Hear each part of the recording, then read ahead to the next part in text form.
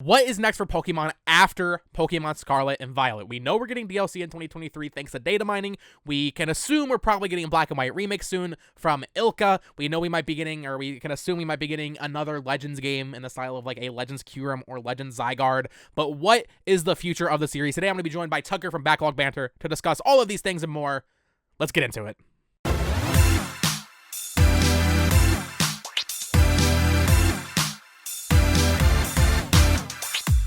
Hello there, everyone. Welcome back to the channel. Today, I am joined by Tucker Hazel, as I'm calling you know, we'll let it slide. We'll let it slide. BackLogBanter, of course.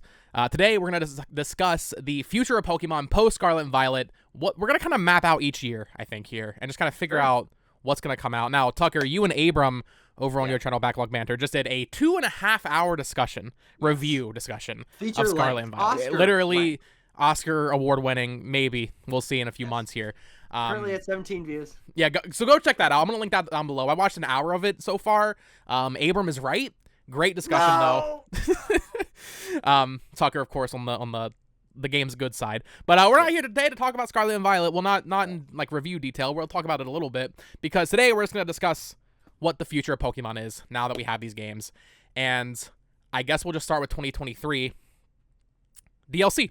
Right, Tucker? Yeah, I mean, it's gotta be. I didn't play the Sword and Shield DLC, so that is basically the only gap in my mainline Pokemon knowledge. I never played Isle of Armor. I never played Crown Tundra. So the Pokemon that are exclusive to there are basically the only Pokemon I have not caught, which is kind of funny. But so maybe I'll go back and do that. But I don't know if I'm excited for DLC because I just as a game player don't usually engage with DLC, especially like meaty DLC drops. It's just not something that I really care too much to play because once I've had my fill of a game, 50 hours or whatever it is that I've already put into this game, I kind of feel like I'm done with that experience. So they're really gonna have to do something special to pull me back in, but that's the direction the industry is trending. So yeah, of course there's going to be DLC next year. Right. Well, I don't want to spoil anything if you haven't seen it, but have you seen the data mine stuff? No, I haven't. Okay. No. Well, there is data mine stuff. You tell me after record. DLC is confirmed basically through that. So, for sure getting DLC next year. And you're right. Not to talk about it too much, but I definitely agree. I don't really like DLC in general. Not story game DLC. I was talking to my friend the other day because he was playing Doom Eternal, and I'm like, I don't want to play that DLC. I'm done with that game. I played it. It's a fantastic game, but I don't want to go back to it. Pokemon's a little different because I play Pokemon over and over again. But even like with Sword and Shield, I only finished Isle of Armor, and then Crown Tundra I barely touched. So DLC, though, almost certainly going to happen now. I think where it gets a little interesting here, Tucker, is do you think it's going to be 2 DLCs or 1? Based on the data mines, in my opinion, it kind of seems like it might just be one thing, which would lead to where I'm going with this. I think we're going to get another game this year or next year. I don't think we're just getting DLC. And Abram was talking about this in your guys' review. They have been rewarded for doing so little. They absolutely have. And well, not even so little. I don't want to discredit Game Freak. They put out 2 open world games in a year. Arceus kind of open world, right? They obviously try a little bit. But it just seems to me like, why wouldn't they release another game next year? I don't know what it would even be. But if we only get 1 DLC next year, I kind of envision it as like a June DLC. That's when Isle of Armor came out. And then Holiday, another game. We know Game Freak's willing to work with other developers now, like we did with Ilka. They were rewarded so well for releasing 2 games in 1 year. Really 3 in 12 months with BDSP. I can't fathom another year where there's no game. And I think Sword and Shield DLC, you could say like there was no game that year. COVID, I think really messed up that entire cycle. Yeah, I think that's true. Obviously, COVID did happen. That was the year when that messed up that cycle. But if you think about the development cycle of the games we've gotten since then, none of those would have been ready for a 2020 release. No, correct. BDSP came out in the state that it came out a full year after that, and so I don't think that. Frankly, I'm wondering if they even had contracted Ilka and got them started on that project by that point. I don't know how long that game's development cycle was. It presumably wasn't very long, but I don't think that, considering the 3 games, this BDSP, Scarlet and Violet, and Legends Arceus, none of those would have been ready for that slot. So I do think that they are willing to take a year off for DLC. But I think you're right in terms of the fact that we have the monkey wrench that is Ilka / possibly other teams in the works. Mhm. Uh, I can see us getting another mainline Pokemon game. Certainly not Gen 10. Maybe, if anything, Unova remakes from Ilka, which would crush my soul in We'll pieces. talk about that. But I think you're right. There could be a game next year, but it can't be from Game Freak. They just put out 2 games. That was their A and their B team doing the biggest work they ever have, and those games just came out. So there's not enough time for any of the in-house Game Freak teams to produce another game within a year's time. But now that we have Ilka, / if they're willing to contract even another team on top of that, we could get another mainline Pokemon game next year. For sure. And I think Let's go Unova. well, right. I think I wrote down my ideas here. Okay, perfect. I think we're going to talk about all these, and you can slot these in any year, because whether or not there's a game next year, okay, whatever. Whatever I'm about to say is going to come out in 2023 would probably then come out in 2024 if it doesn't come out in 2023. And those 2 wild cards, and actually before I say that, I guess there's a chance we might get a Sword and Shield expansion pass kind of release with Scarlet and Violet. They released those on cartridge that holiday, Sure. and it was actually on the cartridge. So they might just they might just yeah. do that. That'd be the new retail on the shelf, kind of thing. And obviously we're not doing spin-offs in this video. But I don't believe that Let's Go is just done. I can't. They've said they're done. After Let's Go Pikachu and Eevee came out, they said like we're not doing that right now. I can't believe that. It was such a good idea, and it sold well. They are like lesser selling remakes, but that just seems like something that would be a good way to get those regions. I mean, Johto now is the region we've gone the longest without. We have to be getting Johto, right? That has to be next, I feel like, before Unova even. Especially considering that, of course, notoriously, Johto is half Kanto, and they already have that done. We just right in the Let's Go style 4 years ago. Exactly 100%. I think that that's likely. I don't remember hearing that they weren't making other ones. I always assumed that it would just be something they would save for slots when they didn't have something big coming out. But again, that is a Game Freak game. So again, you're not saying it's coming out next year, but I wonder what the development cycle of that game looks like. If there's even a Game Freak C team that's like already started. Right, that's what I wonder, And to be fair, I do think if we get a game next year, it would almost certainly be that. I don't think there's any chance it could be anything else. Yeah. But I guess let's move into the proper 2024 with the thing that I think we're all kind of thinking, and that is Black and White remakes. Yeah. By Ilka. Do you think Ilka is going to be doing that? And do you think it's actually going to come out in 2024? Because with other remakes and kind of like the pacing, Pokemon sometimes is kind of formulaic and you can kind of predict what's going to happen. I feel like it's been a little different recently, and especially now that we have Legends as, a wrench in that whole system, and DLC, of course. So I think we can kind of write off entirely upgraded versions. I don't think that's even on the table anymore. No. I would hope to God not. Yeah. Imagine if they made you replay an open world game. That'd be crazy. But with Black and White remakes, it's obvious. Obviously, they're coming. I think there was a lot of stuff in Legends Arceus that kind of hinted towards that. There was the guy from the Battle Subway who also time traveled in Legends Arceus. Yeah, great point. And the altar wasn't either like a Emmett or Ingo, one of the two. Ingo, that's his name. Okay. But previously with remakes, they kind of space them out way more. Yes, yeah, that's the first thing that I thought. They skip generations, basically. What do you mean? Yeah, every other generation. So Gen 4 had Heart Gold, Soul Silver. Gen 6 had Oris, and then Gen 8 had BDSP. And even within that, those were spaced pretty far apart. I mean, what was 8 years? 8 years between Oris and BDSP, I think. Something crazy like that. Of course, yes. I think 4 years between Heart Gold and Oris. But the monkey wrench is, of course, that we have another team doing remakes now. Maybe. Maybe? Do you think that Ilka do you think Ilka is just in charge of that permanently? I think that they kind of have to be in my mindset, especially considering they are now a part of our development cycle, Pokemon's development cycle. I don't know what else they could be doing. I don't think they are confident enough or capable enough, frankly, to be making an original game. We saw what they could do with the one-to-one bones of a game from a decade prior, and they did not fix it. And they didn't do much with it. I mean, neither you and I are fans of BDSP. I think that I have higher hopes for giving them Unova remakes because they have experience making full-sized games now. I mean, notoriously, BDSP was their first game that they were the primary developer of which ever. is insane. It And makes you wonder how that relationship even started, because they made yeah, great Pokemon question. Home, They did. right? And Bank, And I then believe. right, and then Game Freak's just like, okay, here's one of the highest regarded games of all time, or Mhm. highest regarded Pokemon games. You take charge of it. Yeah. But yeah, I think most likely Ilka's doing it, because I think, and we'll get to 2025 a little bit here. I feel like, and this is my personal hope. I don't know if we're gonna get more Legends games, but I hope to God we do. Legends Mhm. Arceus is my favorite Pokemon game of the past Yeah. 10 years. It's not even close. I've accepted that fact, and I want Legends Kyurem. So if we get Unova Oh, remakes, I yeah. don't expect them to be good from Ilka. Mhm. I can't imagine they will do that justice. They're my favorite Pokemon games. For Yeah. those watching that don't know, if we get a Legends Kyurem the following year, or maybe like 2 in 1 year, whatever, I'd be okay with that. I'd be Yeah. accepting of that. Man. Now I'm thinking about the potential of not only Ilka remakes, which I think are more likely than not.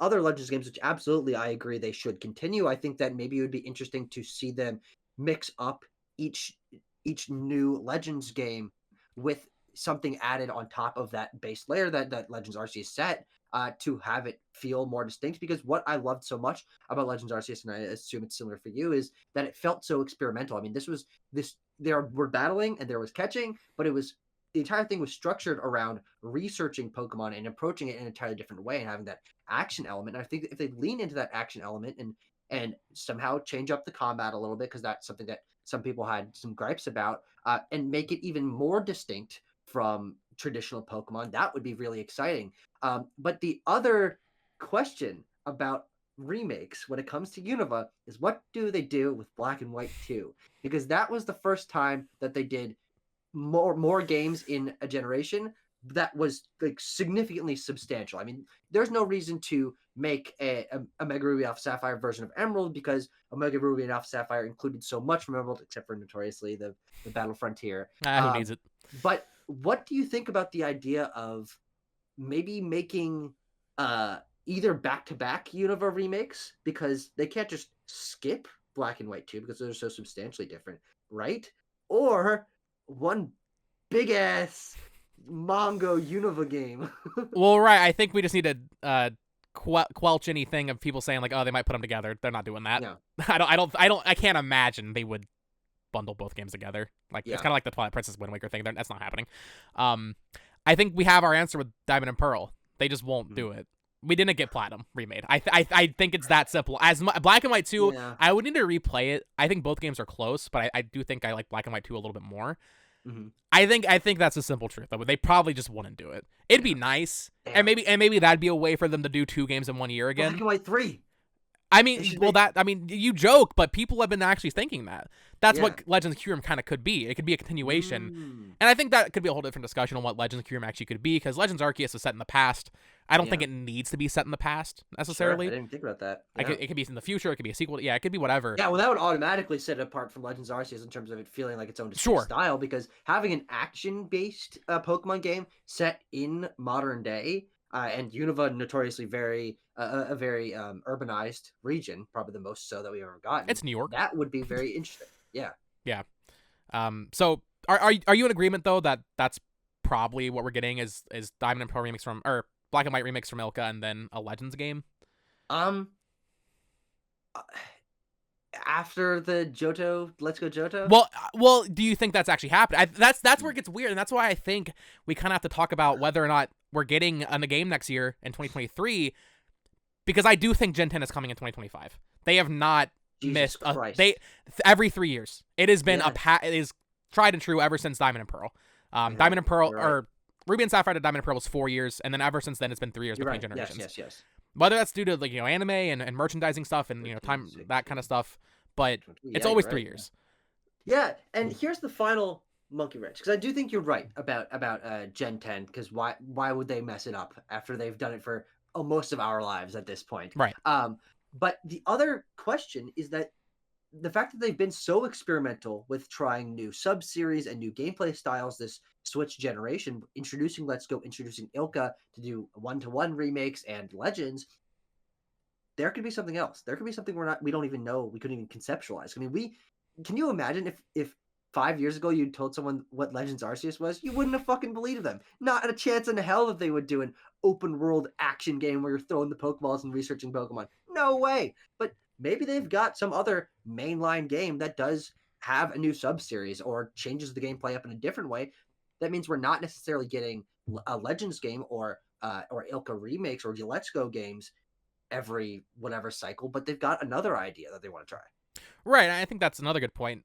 We're talking about how I'm pretty sure I read in an interview they said they're not going to do more Let's Go games, or they said they aren't working on it at the moment. Sure. The same could definitely be true for Legends. That could have totally been a one-off thing that they don't plan on actually revisiting. And I think there's a good chance if we get Legends Kyurem like we're imagining it, it might not even be called Legends. It could be its own thing. Yeah. And I think that's kind of the beauty of where Pokemon is at right now. I know a lot of people have issues with it. I have my own issues with it too, but it feels as though they have detached themselves from the anime cycle.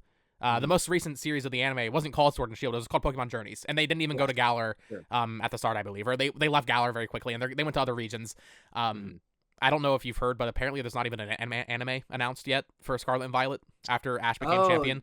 Which I know you're watching this, you're thinking like, oh, why does the anime matter? The anime is crucial. The anime is integral to the Pokemon merchandising machine, right? So the fact that there's not an anime announced is fucking weird. Yeah, it's crazy. I mean, I haven't followed the anime since I was a kid. I mean, the Sinnoh era was the last time I actively watched it like week to week. But I definitely know people who have watched a good amount of it, and I watched a little bit of Journeys, but quite a bit of the Sun and Moon anime, which I liked a lot. I mean, I know people complained a lot about the change in art style. I love that art style. The structure of that anime felt so different, and they obviously continued that with Journeys. That's what it's called, right? Pokemon Journeys. Journeys, Master Journeys now, I think. Yeah. Oh, okay. But where they can just like jump around between regions and just like kind of do whatever they want as long as it's based in Pokemon. And of course, they had like Ash's team has like Sirfetch'd and one of the fossil Pokemon, so it's still like the Galar anime. But the anime is so important that the fact that they're not confirming what's going on means that there might be something else, like a reboot of some kind that bases it in Paldea. Because if you think about it, this is something that Abram and I talked about like when these games were first announced. Scarlet and Violet is the closest we've ever gotten, or frankly, the closest we ever could get to Pokemon reboots. Because guess what? Scarlet and Violet are just a little bit changed on the color wheel from red and blue. I mean, they're basically the tangents to each other. So if this is what Pokemon is going to be going forward, open world, choose your own path, that kind of thing, this could be the new Gen 1, and we could get a new protagonist for the anime. I think you're totally right, and I'm pretty sure in Japan, obviously, anecdotal evidence. because the character that Ash is traveling with, his name is Go. Yeah. Obviously, Let's Go, Pokemon Go, whatever the fuck. I'm pretty sure he's more popular than Ash now, and really? especially because I don't know, anime spoilers. Ash became champion at the end of the anime. You already said that, so yeah, right. But like, that's the first time he's ever done that, which is fucking crazy. 25 years in. So maybe they would reboot it. I don't know why we're talking about the anime so much, but maybe they would reboot it, have a different character. We've got like the Pokemon Evolutions anime, like the little miniseries. They do all these little miniseries. Yeah. That's where all the fucking Twitter profile pictures come from, of like Red looking all badass. But basically the point is, if they're detached from the anime, it gives them more freedom to just make games with new Pokemon. And that's what we started seeing back with Ultra Sun and Ultra Moon. And not lesser extent, because that had new Pokemon and it had new Ultra Beasts. And then especially with Legends Arceus, just having new Pokemon. I don't know if any of those Pokemon appeared in the anime, but I think we're at a point now where I wonder what the like canon of that would be. I mean, those Pokemon are already in a weird place because like technically they're not supposed to exist anymore. Right, like, they're extinct. Overquill and Weirdeer and stuff. But that sucks because I love those guys. I mean, Ursaluna and Overquill and Weirdeer, these are great designs. They'll find some bullshit way to bring them back. I mean, hey, guess what? A little bit of spoilers for Scarlet and Violet, but time travel's a thing now in Pokemon. Right. Officially, and not just like through Celebi or Dialga or whatever. So who knows what kind of time travel. And with Legends Arceus. That their time travel is the story of that game. They like their time travel. Yeah. Didn't Oris also? Yeah. So I think we're at a point now where Pokemon isn't necessarily defined by generations. We kind of talked about this in our retrospective with Let's Go being the first game on the Switch. They can have a new game with a lot of new Pokemon and it not necessarily have to be a new region. Sure. like if we get Legends Kyurem, it's set in the future, Unova has changed, they can have a ton of new Pokemon. So Yeah. we're definitely in an interesting place, unprecedented territory. Yes. I do still think we're going to get what people would consider a Gen 10 in 2025, and I think this is where we kind of open up the Switch 2 discussion. I don't think the Switch 2 is going to be out by then. Yeah. So you think that we get Gen 10 on Switch hardware, running on 2017 hardware? Yes, I do think Christ so. almighty. I can't wait to see it. Because if they keep with the 3-year cycle, which I don't see why they wouldn't, considering they get rewarded for it, even though they rush these games out, and the Switch is doing so well, I keep seeing all these other YouTubers and press people saying like, oh, Switch 2 is going to be announced next year and released in early 2024. They've been saying that for 3 years. They have. Splatoon 3 has DLC that doesn't end until 2024. End of 2024. Oh. There's no fucking chance the Switch 2 is out before then. There's no chance. Damn. This is a whole nother rant. Yeah, I didn't even think about that. But though that does place the Switch 2 maybe coming out early 2025, which would mean that Gen 10 could come out on it. It could. But also Game Freak traditionally does not move shit very quickly. That's true. They take their time. They don't move. Remember Ultra Sun and Ultra Moon? People were very sad. Myself also, included. Black and White too, or Black and White even. One of those two came out Black and the 3DS came out. Black and White 2. Black and White came out in September 2010 in Japan, so a few months before the 3DS. And then Black and White 2 was a year after in every region. So definitely they're not afraid to just release something on the older hardware. And obviously that, you know, is the Switch 2 backwards compatible? Is it just a better Switch essentially? That will obviously throw a wrench on that. They might be more willing if it's more backwards compatible. Well, actually, if it's backwards compatible, I think that gives them all the reason more to stick on the original Switch, actually. Yeah. So and the one thing I would say about, we know that Game Freak's not great at switching over really quickly. People, since as long as I can remember listening to like online conversation about new consoles and about Pokemon, people are all even saying, "All right, guys, this is the time when Nintendo is going to launch their console with a Pokemon game, and it's going to sell gangbusters, and everyone's going to love it. And Pokemon Stars is coming. With Pokemon Stars, Eurogamer, thank you. That's fake. What the hell are you talking about, dude? That was like that was the saddest moment of my life. Because I remember that direct. They revealed Pokken first for Switch, and I was like, "Oh, that's it. Yeah. Fucking bull in the brain. I'm dead." So yeah, I think we've kind of laid out. I mean, there are so many possibilities. We basically talked about every possibility. I think it's likely. I think it's likeliest that in 2023 we probably do just get DLC. Although I'm very skeptical of Game Freak's willingness to step back for a year. And then 2024 we'd probably see. Maybe that year we get remakes from Ilka of Unova and Legends. I think maybe 2024 could be the year we get 2 games. And then 2025 we get Gen 10. And then from there, who the fuck knows? Who the fuck knows? Yeah, especially considering how experimental they've been. This has been the least traditional cycle for Pokemon. Pokemon doesn't have a traditional cycle anymore. It's not game, new version of that game, remake. Game, new version of that game, remake, like it was for most of Pokemon's existence. There's Legends and there's Let's Go and DLC now. So I think I'm excited for the future, not only because I enjoyed Legends so much, and personally I like Scarlet and Violet so much, but because with this quote-unquote reboot that they're giving the series, and the fact that they are willing to be so much more experimental now, even if not all of them pan out, because frankly most of them haven't panned out, depending on who you ask. I'm excited for the future because Pokemon is not what it has been. And it's kind of an overcompensation when you think about it. I mean, and that could continue going into the future, but people were, for so long, through Gen 7, or even through Gen 7, people saying, hey, Pokemon has been the same for its entire existence. And come on, Game Freak, try something new. And they're like, okay, fine. Here's Let's Go, and a half open world game, and then Legends, and then an open world game, and who cares? I think it's exciting to have Pokemon finally be like unshackled from its restrictions of the past. Yeah, I totally agree. And you made a funny point about how people complain about Pokemon being the same. Yeah. And I agree that Scarlet and Violet at its very core is pretty much just the same Pokemon that we've been playing. It fucking pisses me off though, because no one fucking bought Legends Arceus. In comparison. Yeah, what was the sales numbers on that? I don't remember. It's the worst selling Switch Pokemon game. It's like 13 million. Christ. Can you believe it? Yeah. That's another thing. Unrelated, but like, what do you think, bro? Why they sent that game out to die in January? I don't get it. Yeah, I don't. Especially, they did kneecap themselves with the release of BDSP a couple months before. I've always said in our discussions about those two games that, to me, it kind of felt like they were bolstering both games by putting them back to back. It's like, hey, these are the new Sinnoh games, and we're releasing them close to each other. So if you're not into this, you might like this. And then, BDSP is not ambitious at all. It's the least ambitious Pokemon game we've ever gotten. Then 3 months later, here's the most ambitious Pokemon game we've ever gotten. So that might just be a flash in the pan.